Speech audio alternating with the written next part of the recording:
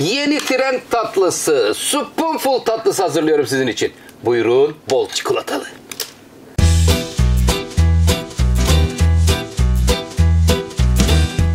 Çok meşhur olan bir tatlıyı hazırlıyorum sizler için. Spoonful tatlısı. Neler gerekli? Efendim 4 su bardağı süte ihtiyacımız var. 1 bardak sıvı krema, 1 bardak şeker, 1 poşet toz şanti, 2'şer yemek kaşığı un ve nişasta, tepeleme dolu 1 paket vanilya, 200 gram burada çikolatamız var. Sütlü çikolata, 5 parça brownie parçası. Brownie olur, kek olur. Allah ne verse.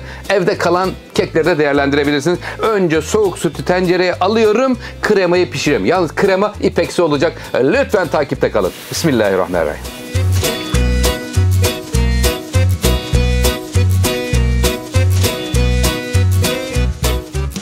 Spoonful tatlımızda 4 bardak şekeri, sütü döktükten sonra 1 bardak şeker, 2'şer yemek kaşığı un ve nişasta, tepeleme dolu, canım hiç kalmasın içerisinde, vanilya, şanti ve krema birazdan gelecekler sırasıyla. Lütfen video sonuna kadar takip ederseniz Spoonful tatlısı, yeni trend tatlıları da sizler için hazırlıyorum.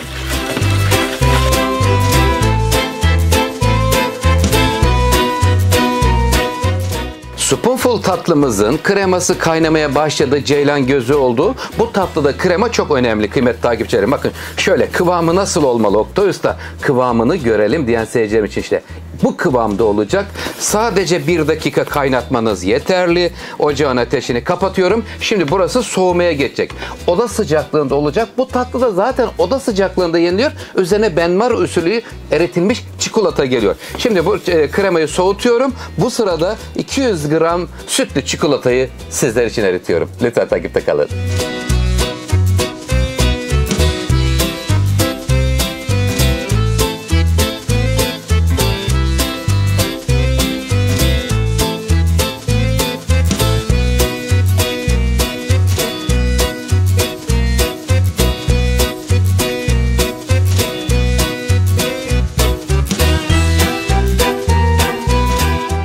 Kremamız oda sıcaklığına geldi. 1 poşet toz şantiyi üzerine döktüm. Şimdi 1 poşet şantiden sonra 1 paket vanilya veriyorum. 1 su bardağı sıvı krema. Aman buradaki kaşık ölçülerine dikkat edelim. Nişasta ve unda tepeleme dolu olsun ki şu kıvamı yakalayabilirim. İpeksi kıvamda bir krema çıkacak. Şimdi direkt buraya mikser atarsanız etrafa sıçratır. Önce bir şöyle spatula ile krema ve şantiyi birleştiriyorum. Ondan sonra da mikserle çalıştırma anı, çikolata, brownie ve buluşma anı. Lütfen takipte kalın.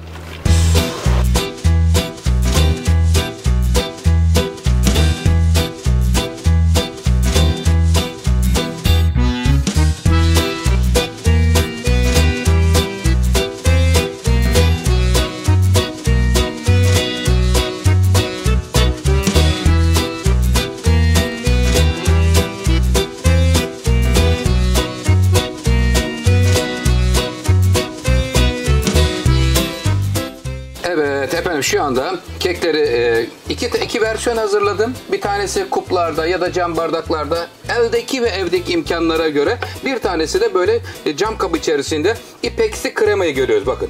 Subhanallah. Ey güzel Rabbim, ne güzel nimetler veriyorsun.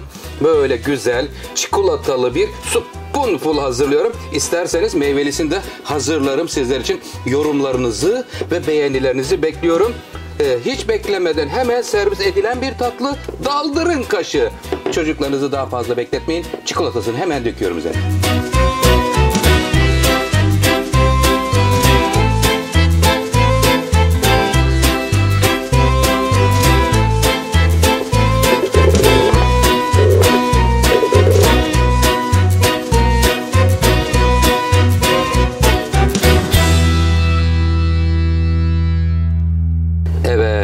Spoonful tatlımız hazır. İsterseniz böyle kuplarda hazırlayabilirsiniz. Zemininde kek, brownie, ortasında kreması, üzerinde benmari usulü eritilmiş çikolata.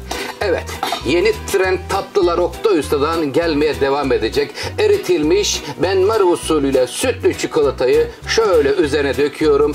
Lütfen yorumlarınızı ve beğenilerinizi bekliyorum. İstediğiniz tarifler var mı? Elimden geldiğince sizler için hazırlamaya gayret göstereceğim. Sizleri çok seviyorum. Sağlıklı, mutlu, huzurlu huzurlu günler diyorum. Hoşça kalın efendim. Allah'a emanet olun. Kaşığı daldırıyorum. Kıvamını da sizlerle paylaşıyorum.